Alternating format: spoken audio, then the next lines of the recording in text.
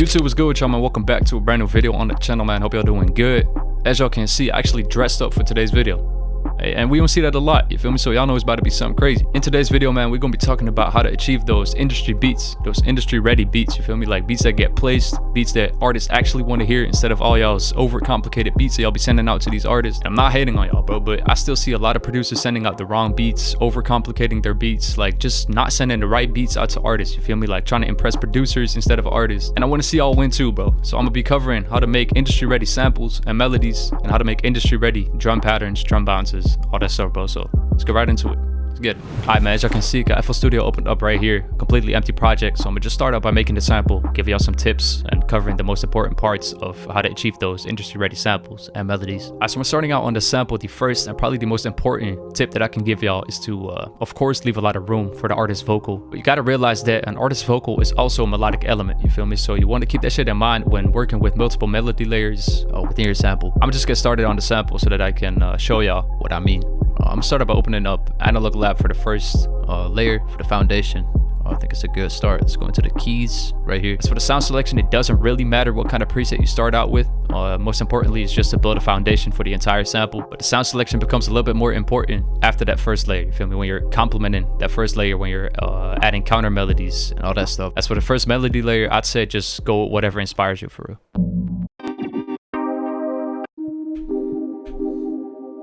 Yeah, it's cool. So for the BPM and the scale, I'm gonna start out on 166 BPM, and I'm gonna start out on let's go for G minor. Start out with the root note G, and I'm just build on top of that. Start it with chords, or start it with something else, man. I'm just see what comes to mind. Change the root note from G to D. Skip one note in the scale to build a chord. Copy over the root notes. It's a lot of space in between those chords, so I'm gonna try inverting some of the notes. Let's pitch this D up an octave.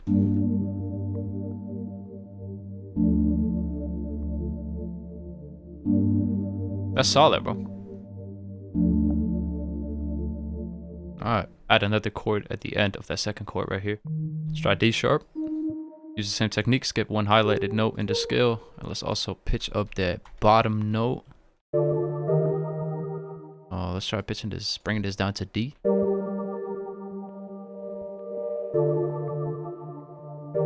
Really like glues it together if you got one note that's present in every chord in the progression. Let's try bringing it down to F. Like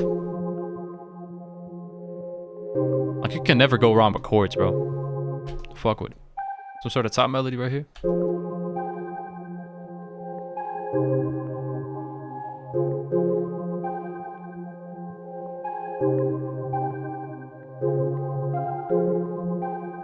That's hard, bro. If you really look at it, that's two melodies already. Some chords right here, and a little top melody, a little counter melody. So to get myself a little bit more freedom when arranging the beat, I'm gonna clone this. I'm just copy paste those chords into that new patch, and I'm gonna just take out these chords here, and take out the top melody right here. So now we can actually process the top melody and the chords with different effects if we want to. As for the processing, I'm just keep it fairly simple. Like you don't want to overdo it. Still want to leave a lot of room, like I said. Started by removing some of the lower frequencies in the chords. The counter melody is very present in the high mids, so I don't want to add too many high mids to the chords. Let's keep that counter melody simple as well. Cut out some of the harsh frequencies. That's all you need, really. Add some delay to the top melody. Let's send those two layers to a bus. Let's move this to the right. Right click this. Go to route to this track only. So that's one mixer track that affects these two layers right here. Add a little bit of compression to it. Kind of glues it together. Not too much. Some distortion. Add some character to it. Some reverb. Super plate. That's pretty much it. So that right there is pretty much the foundation of the entire sample. So we're gonna build off of that with adding counter melodies and things that complement these two layers. And you really want to have a reasoning to what you're adding, you feel me? Like if you're just adding things to add things, it doesn't really make sense. For the next layer, I want to add some sort of catchy top line, some sort of counter melody that could really inspire the artist, or something that gets stuck in the listener's head, you feel me? Let's go into this V collection. Let's try out CZV. Never used this before. That's a crazy preset, bro. Let's turn up the effects, the reverb, and the chorus. So I want to add my own effects to it. So let's see what we can come up with. Some tips that I can give y'all when it comes to the counter melody part is to actually play your counter melodies out on keys, a keyboard, a MIDI keyboard if you got one. Even if you don't know how to play the keys, like the counter melodies that you come up with, if you're actually playing them by hand, are so much different compared to just clicking them in, bro. And also the best counter melody tip that I can give y'all is after you've laid down your counter melody, if you're actually able to whistle your counter melody out loud, it's a good one, bro. Like, it's catchy enough. It's the best tip that I can give y'all for real.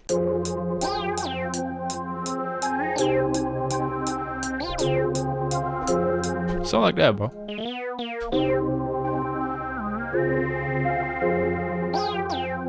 That's good, bro. Some catchy. If you got a catchy counter melody, bro, like that might just inspire the artist for a flow for the hook, for example. Hand this to the left. Add some effects to it.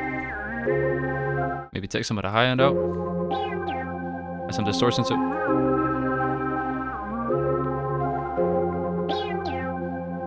Turn it down a little bit. Some reverb to it. Already sounding full, but it still got a lot of room to it. You feel me? Like a lot of space in it. Yeah. Hold on, bro. That's way harder. Yeah, I bet. So for the next layer, like I said, you want to have some sort of reasoning why you're adding things. So when making beats for artists, you don't want to add too many counter melodies to it, since an artist's vocal is also a counter melody if they want to go for something melodic. So I don't think I'm gonna add too many counter melodies to this sample. I do want to add some more body to the sample, because right now sounding very ambient. So I'm thinking some sort of acoustic or electric piano would go really well with these chords that we just laid down. I'm just start out with this grand piano from Keyscape. We're gonna see if it works. If it doesn't, I might change it to a different preset, or maybe an electric piano. Copy over the root notes from the chords. Let's bring these down an octave. Feel me? Like, already add some more character to it. Makes it sound a little bit more full instead of it sounding busy, if that makes sense. Select all these middle notes, bring them up an octave. So maybe do the same trick right here. Pitch these up. But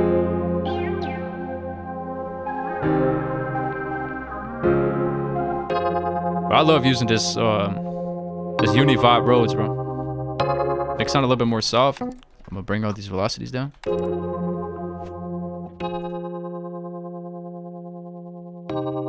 Let's humanize these chords a little bit by pushing them off grid a little bit like this, randomizing the velocities.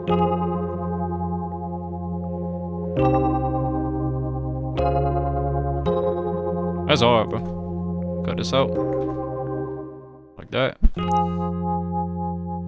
Alright, man. Put the effects. Cut some of the sub lows out.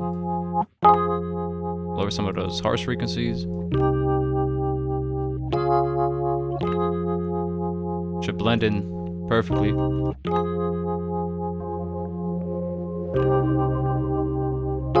Pan it out to the left a little bit, turn it down. Really, like, adds more life to the sample, like, makes it sound a lot fuller. Add a chorus to it. Choruses always sound good on Rhodes, bro.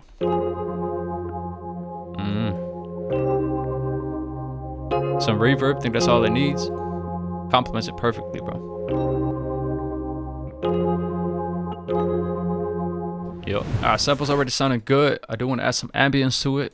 So I'm gonna open up Arcade, see if we can find a vocal that matches the aesthetic that we're going for.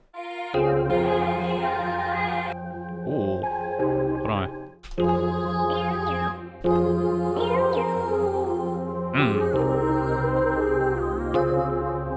What this shit meant for this fucking sample, bro? Damn. So let's render it out.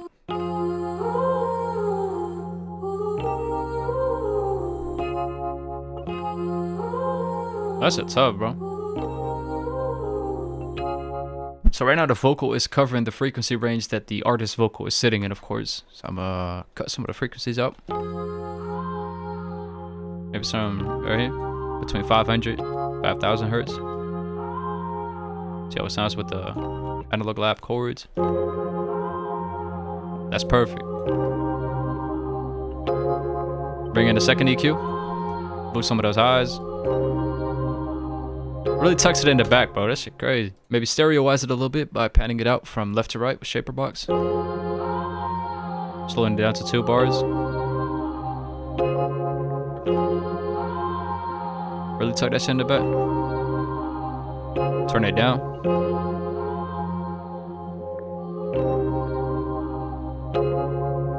Tough. Alright, lastly, I'm just add something subtle to it. Doesn't have to be nothing crazy. Just a little accent, maybe a top line. I think I'm gonna open up SRX strings and just lay down a very high pitched string just to tuck in the back. And something that's not gonna clash with the artist's vocal too much. Something like that, bro. Actually, I'm gonna pitch this down. Maybe add this top layer, right? That's better.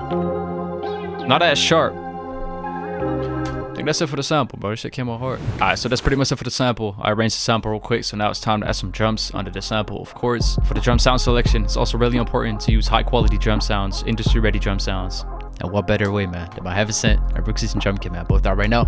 First link down in the description. And these kits are being used by industry producers, billboard producers, platinum producers, and me, of course, in every single one of my videos. Both of these kits got every single drum sound in it you need to lay down hard drums. Already processed, EQ'd, so just drag and drop. Easy to use. Got 808s, bonus loops, claps, effects, hi-hats, kicks, open hats, some FL Studio themes. Both of these kits. Also gonna be using some sounds of my upcoming Make Believe drum kit, man. Give y'all a little preview, bro. The 808s.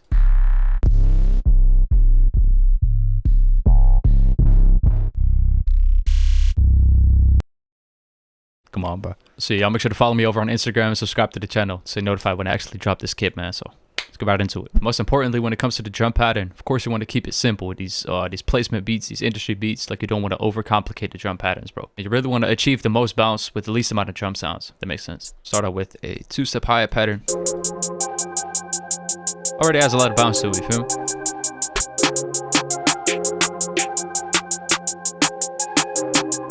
A heavy snare. Really punch through. Yeah.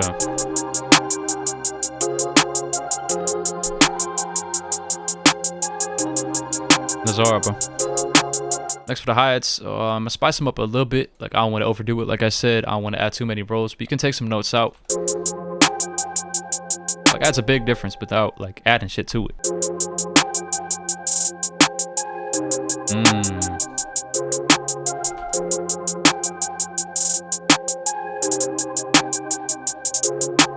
Add a roll right there.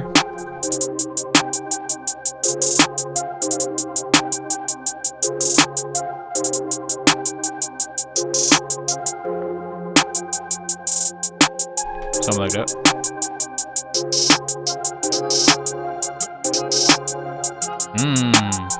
Yeah.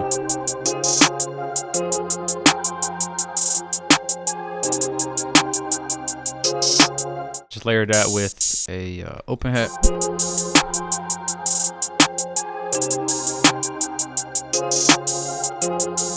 Yeah. Fill in the empty gaps. There's a lot more bounce to it. Next, let's get an 808 from my Make Believe drum kit. A lot of crazy 808s in it. Like that one. Started with that one. Of course, copy over the root notes of the chords so we stay in the scale. Sounds good, like that. Damn.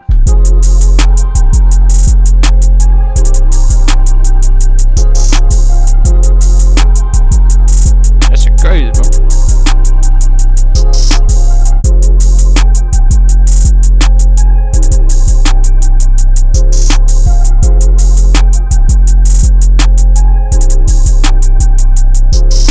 I think I want to layer that 808 with a kick. Go into my Rhodes and drum kit. Get this kick. Yeah. Matching the 808.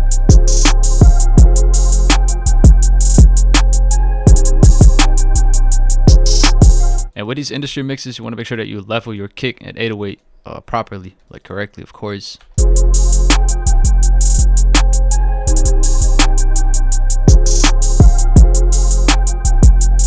Sound like that. Don't want it to like overkill, you feel me? It's a clean mix, bro. No need for side chaining or something. Yeah.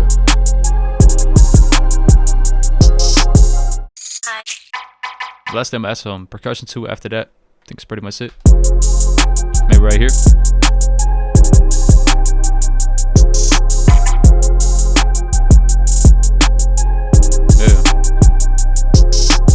Alright, man, so I think that pretty much wraps up today's beat. Beat came out crazy, man. Really satisfied how this shit came out. Sample came out crazy. Jumps came out hard as fuck. So yeah, that's what we ended up with.